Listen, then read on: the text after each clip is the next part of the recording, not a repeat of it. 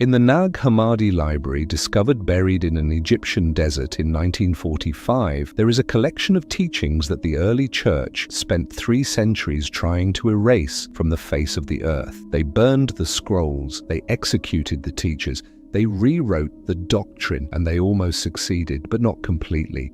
Inside the Gospel of Philip, inside the Apocryphon of John, inside texts that powerful men decided you should never read, there is a specific teaching that Jesus gave only to his inner circle, not to the crowds, not to the 12, to the few who were ready to receive what the institutional church would later call heresy.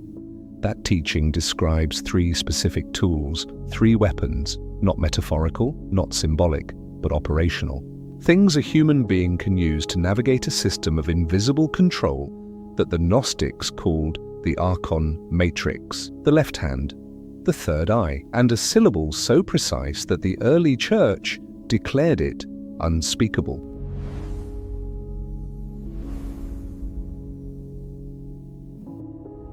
They didn't hide this because it was wrong, they hid it because it works. And a person who knows how to use these 3 things cannot be spiritually controlled. That person is you, and your body has been waiting for this information your entire life. If you have ever felt a sudden chill move through you while hearing a specific word, while entering a specific place, while thinking a thought that seemed to come from somewhere deeper than your own mind, comment the words, "I carry the spark." This is your first declaration, and you will understand exactly what it means before this video ends. Tonight, you are going to learn exactly what Jesus taught his inner circle about the 3 weapons against archonic interference, 3 mechanisms, 5 activation triggers, 1 permanent shift in how you read your own experience. By the end of this video, you will never look at your left hand, your forehead, or the sounds you hear the same way again, because you will understand precisely what they are and what they are doing. But I need to warn you now, once you see this, you cannot unsee it. You will start recognizing archonic interference in real time. You will feel the weapons activate in your own body.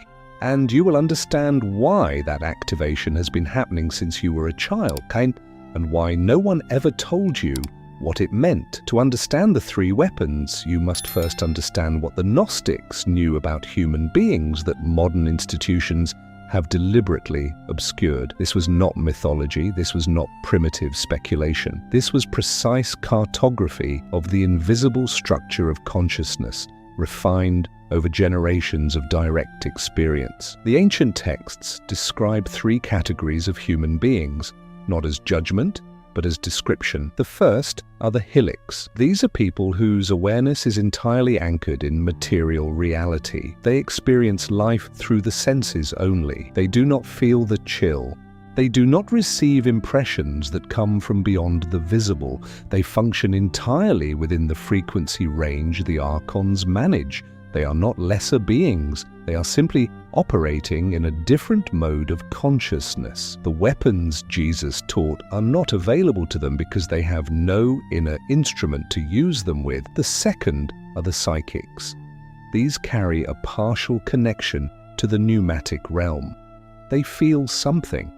They have moments of recognition, flashes of knowing, experiences they cannot explain, but they dismiss them. They attribute them to coincidence, to emotion, to overactive imagination.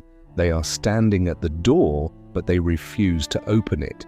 They might feel what you have felt, but they walk away from it.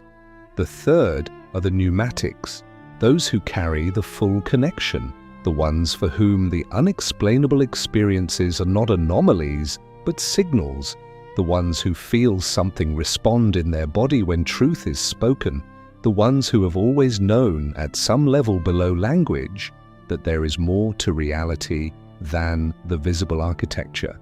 You are watching this video because you are the third type, and your body has been sending you confirmation of that your entire life.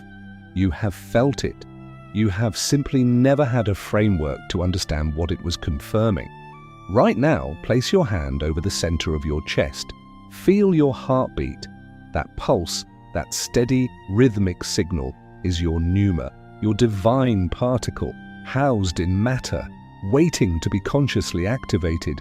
Some part of you already knows what I am about to confirm. Now, the three weapons. The first weapon is the left-hand protocol, and this one is where the science and the ancient knowledge meet in a way that no mainstream institution wants to acknowledge. The pneuma, what Gnostics called the divine spark, resonates at a specific frequency. When you encounter something archonic, something operating to keep you inside a controlled frequency range, your nervous system responds before your conscious mind can process it. That response is neurological, measurable, real. The left hemisphere of the brain processes language, logic, linear time, the architecture of control. The right hemisphere processes pattern, resonance, the kind of knowing that cannot be put into words. And the left hand is the primary physical expression of right hemisphere awareness. This is not coincidence, it is architecture. Scientists call the right hemisphere's function non-dominant processing. They attribute left-hand sensitivity to simple contralateral neural mapping, but they cannot explain why subjects in controlled studies show measurably different somatic responses in the left hand when exposed to frequencies described as dissonant versus harmonic. They cannot explain why ancient meditation traditions across cultures, independently of each other, designated the left hand as the receiver and the right hand as the projector. The Gnostics could explain it because they understood that the left hand is the body's primary antenna for pneumatic frequency. When something archonic enters your field, a deceptive communication, a manipulative environment, a person operating from that control frequency, your left hand will register it first.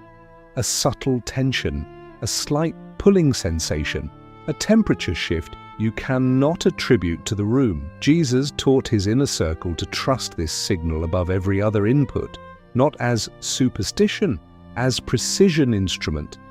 The second weapon is the third eye activation, and this is the most combative of the three because this is the one the Archons work hardest to suppress. Archons, according to the Apocryphon of John, operate within a specific bandwidth of consciousness, the bandwidth that requires you to perceive yourself as separate, as small, as dependent on external authority for orientation and meaning. Fear vibrates within their range. Shame vibrates within their range. The constant low-grade anxiety of a person who believes they are spiritually alone that vibrates within their range. It is not metaphorical. Frequency is frequency. But when the ajna, what the Gnostics called the topos of divine vision, the seat of pneumatic sight, activates, you shift out of their range entirely. You become, in the language of the Nag Hammadi, invisible to the rulers. Not hidden, invisible. Operating at a frequency they do not have instruments to detect. The moment you receive a genuine Gnostic transmission, not information, transmission, the kind of knowing that enters through the body before the mind can label it, your frequency shifts. The Archons lose their primary interface. Your body responds to that liberation with the chill, with the pressure behind the forehead, with the sudden clarity that makes you wonder why everything seemed so complicated a moment before. This is why you often feel that pressure between your eyebrows when you encounter truth that the system has worked to suppress. It is not a headache, it is an activation. Place your hand gently on your forehead now, right between the eyebrows. Feel the slight warmth there. That warmth is pneumatic pressure, your divine instrument responding to direct contact with the transmission you are receiving right now. The third weapon is the lost syllable. This is the most important one. And this is what Jesus taught that the institutional church could never allow to survive, because this one requires no priest, no intermediary, no authorized channel of any kind. The monads, what the Gnostics understood as the absolute source, the one from which all divine sparks originated, does not communicate through doctrine. It does not communicate through approved texts or designated authorities. It communicates through resonance, through specific vibrational signatures that the human voice can generate and the pneumatic body can receive. The early Gnostic traditions preserved syllables, sounds, not words, that functioned as what we might now call carrier frequencies. They were not prayers in the conventional sense. They were not requests. They were tuning mechanisms. The way a tuning fork doesn't create a sound but reveals the resonance that was already present. When you generate one of these syllables with intention, your pneuma responds, not as belief, as physics. Your body recognizes a frequency it was built to resonate with. And the Church burned this, specifically. The Council of Nicaea in 325 AD did not simply establish doctrine. It explicitly condemned the use of what the letters called barbarous syllables, sounds without semantic meaning, in Greek or Latin, that the Gnostic communities used in their direct access practices. They were called barbarous because they could not be controlled. They were condemned because they made priests unnecessary. Think about the implications of that. You do not need a building. You do not need an ordained authority. You do not need anyone's permission. Your own voice, used with precision, gives you direct access to the frequency of your source. This is exactly why they suppressed it. A pneumatic who knows how to use the lost syllable cannot be spiritually managed, cannot be kept inside the archonic frequency range through shame, fear, or institutional dependency. Now let me give you the 5 specific triggers that activate all 3 weapons simultaneously. Trigger 1, transmission recognition. When you encounter a teaching in a text, in a conversation, in a video, that your body responds to before your mind has finished processing it. If you felt the chill, the pressure, or the left-hand sensation at any point during the first 3 minutes of this video, that was trigger 1. That was not emotional reaction, that was pneumatic recognition. Trigger 2, archonic interference contact. When you feel a sudden drop, a heaviness, a suppression, a sense of something narrowing upon entering a specific environment or engaging with a specific person or institution, this is not paranoia. This is your left-hand antenna registering a frequency mismatch. The weapon activates as a warning signal, not a wound. Trigger 3, field proximity. When you are in the physical presence of another pneumatic, someone operating in the same frequency range, your instruments recognize each other before the social interaction begins. You will feel warmth in the left hand, slight activation behind the forehead, and a sense of ease that is qualitatively different from simply liking someone. This is frequency recognition. It is one of the most reliable signals you carry. Trigger 4, decision alignment. When you are navigating a significant choice and one option produces the activation signal, the warmth, the chill, the expansion, and the other produces the suppression signal, the flatness, the constriction, the vague dread, you have your answer. Not intellectually, pneumatically. Your divine instrument reads the resonance field of a decision before your analysis can. If one path activates your weapons and the other doesn't, you already know. Trigger 5, syllabic resonance. When you hear specific sounds, or words, sounds, that produce an immediate somatic response, a name spoken in a certain register, a vowel sustained at a certain pitch, a combination of consonants that your body responds to as if remembering something it was never taught. This is the lost syllable territory. Your pneuma recognizes carrier frequencies even when your conscious mind has no category for what it is detecting. Right now, I am going to give you a practice that will begin developing your conscious relationship with all 3 weapons. Tonight before sleep, 5 minutes. Lie on your back, arms at your sides, left palm facing upward. Close your eyes. Breathe in slowly through the nose for 4 counts. Hold for 2. Release through the mouth for 6. Do this 3 times. Then place your left hand over your lower abdomen and your right hand over your heart. Do not try to force any sensation. Simply notice. Pay attention to temperature differences between your 2 hands. Pay attention to any sensation behind your forehead. Pay attention to any sound that arises in the quality of silence, not with your ears, but with your attention. Then, on your next exhale, sustain a single vowel sound, the sound of the letter A, held as long as your breath allows, with no specific pitch, just whatever pitch your body finds naturally. Do not try to make it sacred, simply let it happen. Then over the next 7 days, every time you feel the activation signal, in any context. The chill, the pressure, the left-hand register, the decision field reading. Do not dismiss it. Do not rationalize it. Ask instead, what was I just exposed to when this happened? You will begin to see the pattern with extraordinary clarity. Here is what pneumatics who begin working consciously with these three weapons report. Decision-making becomes clearer, not because you have more information, but because you have a direct internal confirmation system that reads the resonance field of your options before the analysis begins. Manipulation becomes obvious because archonic interference produces a specific somatic signature in your left hand that you will learn to recognize as reliably as you recognize the smell of smoke. Fear loses its paralytic grip, not because your circumstances change, but because you understand that fear is an archonic frequency, and you now have three instruments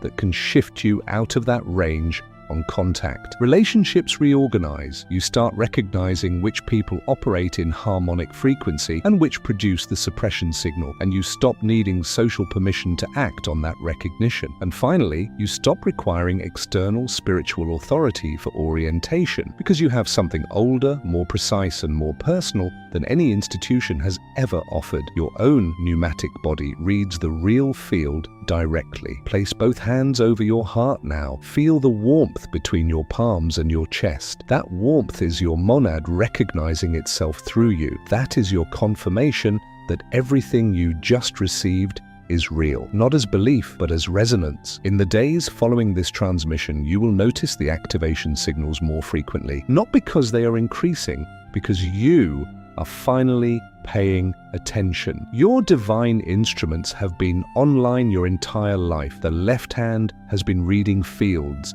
The third eye has been registering transmissions. The lost syllable has been vibrating in the sounds that moved you when you could not say why. Now you know the names of what you have always felt. The monad has been sending signals your entire life. Now you know how to read them. If this transmission has activated something real in you, comment the words, "The frequency is active." Let other pneumatics see your declaration. Let them know they are not alone in what they have always felt but never had language for. Subscribe and turn on notifications.